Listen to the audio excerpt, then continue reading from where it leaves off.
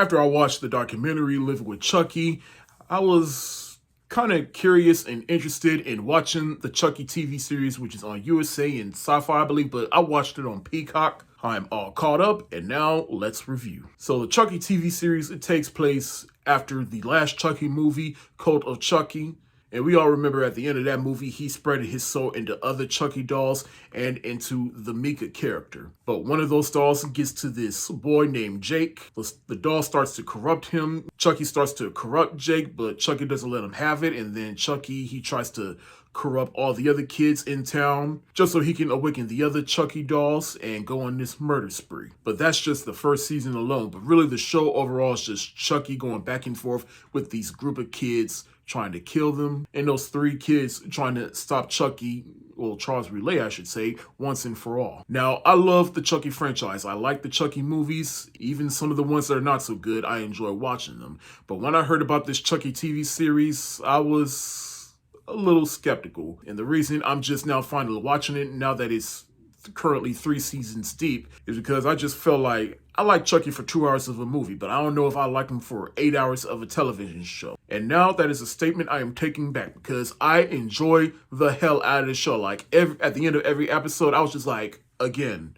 Like I'm telling you, I was hooked on this show. Now, granted, there are some things that a little problematic or don't work, but overall, this is a show for Chucky fans. In fact, really the best way I can describe the show is it's kind of like how Cobra Kai is basically a continuation of the Karate Kid franchise. And that's what the Chucky series is, a continuation of the Chucky franchise. Now let's talk about the characters. Jake, he's kind of a weird kid and he is gay and he's into dolls.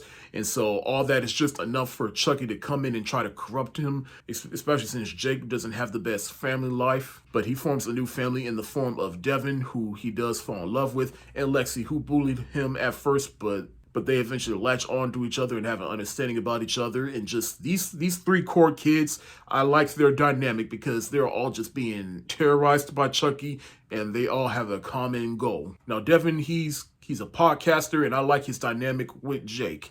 And I do like how they put a gay relationship in the forefront of the romantic side of a horror franchise, which is a bit refreshing to me. Now, Lexi, everybody basically said this. Everybody hated Lexi in the beginning, but then as the show goes on and you get to know more about this character, you start to feel for her and understand her a little bit more, and you just want her to succeed at the end, because between this season and the last season, she definitely goes through some shit. And again, I just like how these 3 kids came together. Now, for the title character, Chucky, who is voiced once again by Brad Dourif, who I'm honestly convinced he could play this role in his sleep at this point.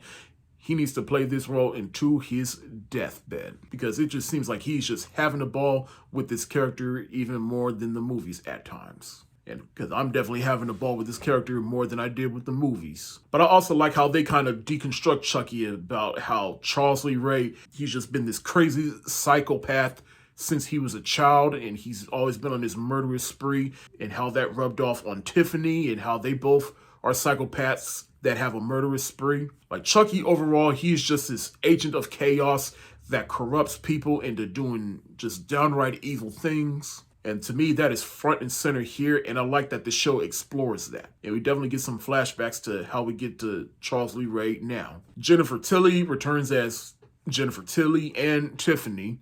Basically, it's just the Tiffany inside the Jennifer Tilly doll, as we all know, happened at the end of Seed of Chucky, and then even some of the straight-to-video Chucky movies. But the Tiffany doll does make an appearance in this show. But I do like Jennifer Tilly's energy on the show. I mean, she's always been, at this point, the second lead of this franchise, and she's overacting. Like, you could definitely tell, like, everybody's like right here, and Jennifer Tilly, she's like all the way over here, and she's definitely there to break any type of tension within the show, but she's still her evil, unhinged self. I even like how they brought back Mika from Curse of Chucky and Cult of Chucky, because because you all remember she's a paraplegic, but then Chucky put his soul inside her, and now she's walking, and from the side of blood, the Chucky side of her comes out. But once you smack the shit out of her, she comes back to Mika, and so anytime she's Mika, she's like, "Oh God, please stay here. You just hoping that she just get out of this situation."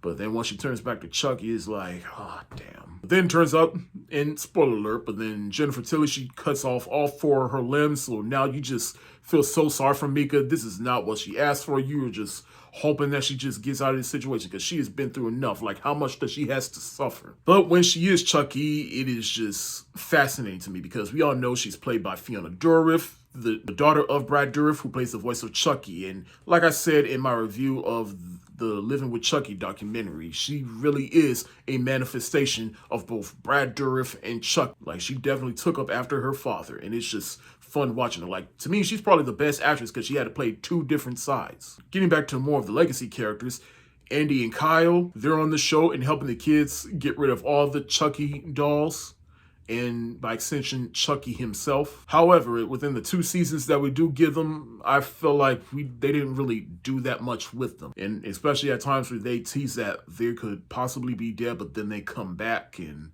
where those 2 characters end up by the end of the 2nd season, it just felt kind of underwhelming. And season 3, what they do with Andy, I'm not going to spoil anything, but I'm just not convinced that that's the character's end on the show. Stan, the man himself, Devon Sawa. You remember Stan from the Eminem music video Stan? Well, now he's here, Devon Sawa himself, and he plays multiple characters on the show. The first season, he plays twin brothers, the father of Jake and his uncle.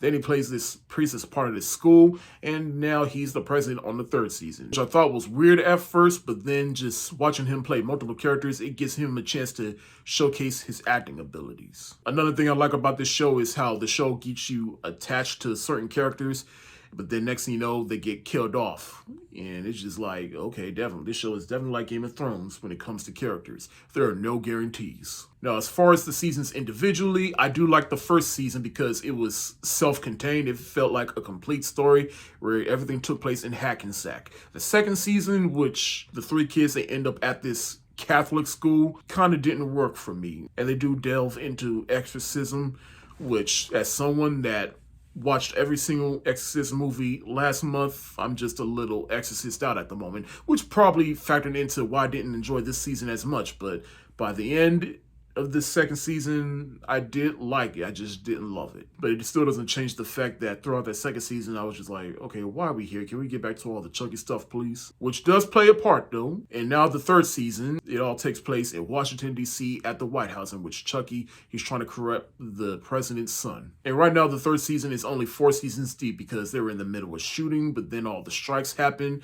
But luckily, all the strikes have ended, and I'll get to that in another video, but all the strikes have ended, and so hopefully they can get back to completing this season, and we'll get the 2nd half of Chucky Season 3 soon enough. And now, overall, like I said, I really enjoyed this show, but my main concern about this show is that it's like, how long can y'all keep the show going? Because at a point, it's just like, all right, y'all ain't killed this motherfucker yet. So for me, I just hope that this show reaches a natural, definitive conclusion for the Chucky franchise that doesn't draw this thing out longer than it has to be. Now, once season 3 is finally complete and it has aired, I will give a review of that 3rd season. But as for the other 2 seasons, season 1 of Chucky, I give the heart eyes emoji. Season 2 of Chucky, I give the thumbs up emoji. But overall, I give this series the heart eyes emoji.